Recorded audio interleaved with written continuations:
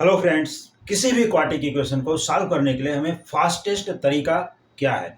हमारे पास जो फास्टेस्ट तरीका है किसी भी क्वाड्रेटिक इक्वेशन को सॉल्व करने के लिए वो हम इस इक्वेशन में बताने वाले हैं। यहाँ पर इस इक्वेशन को कैसे सॉल्व करना है इसको आसानी से देख सकते हैं और जैसे ही ये इक्वेशन सॉल्व होगा तो आप बोलोगे कि हाँ एकदम बेस्ट तरीका है, fastest way to solve the quadratic equation.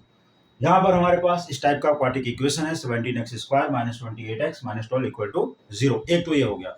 और भी जो क्वाड्रेटिक इक्वेशन आपके पास कभी कभी इस तरह से होते हैं, जैसे कि यहाँ पर हो गया, मान लो कि यहाँ है x² माइनस 3x और फिर यहाँ पर आ गया प्लस या माइनस 12 इक्वल टू 0। अब इसको हम कैसे सॉल्व करेंगे? फिर से यहाँ पर x² माइनस 3x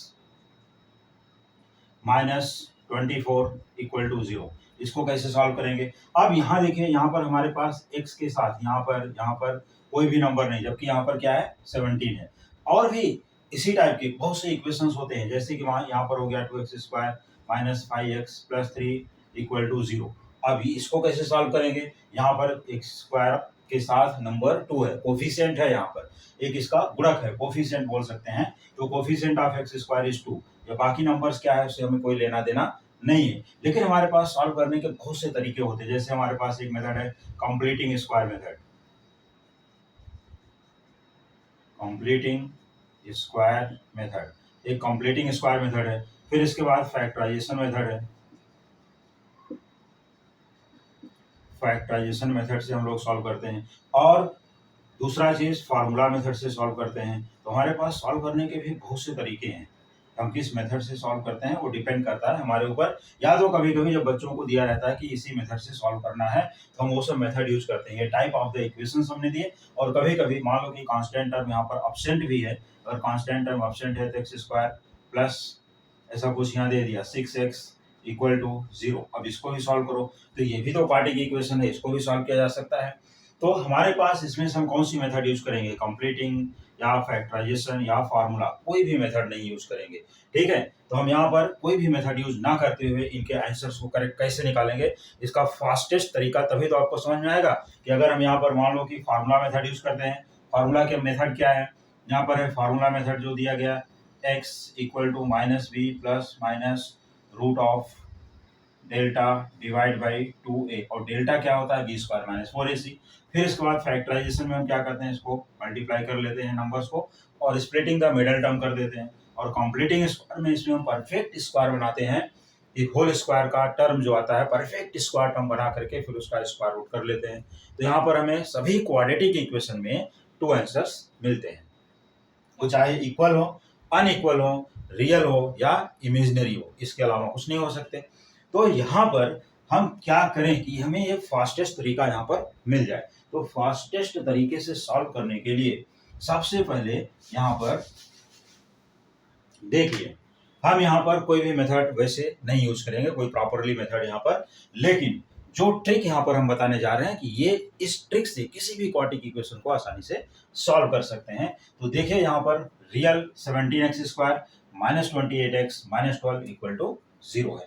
तो हम करते क्या है, मोस्टली जब ये नंबर्स होते हैं यहाँ पर 17 है और यहाँ पर 12 है, हम करते क्या है, मल्टीप्लाई करते हैं, राइट।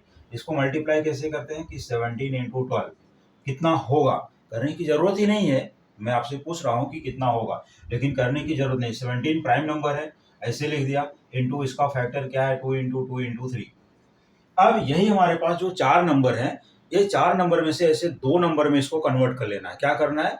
2 नंबर में कन्वर्ट कर लेना है। चारों नंबर को 2 नंबर में कन्वर्ट कर लेना है, जिससे यहाँ पर क्या है माइनस साइन, ये साइन को देखिए ध्यान से, यहाँ पर क्या है माइनस। अगर ये माइनस है तो ये जो 2 नंबर आएंगे उनका डिफरेंस, उनका भी माइनस करके घटा करके ये मिडल वाला नंबर आ जाना चाहिए, कितना? -28।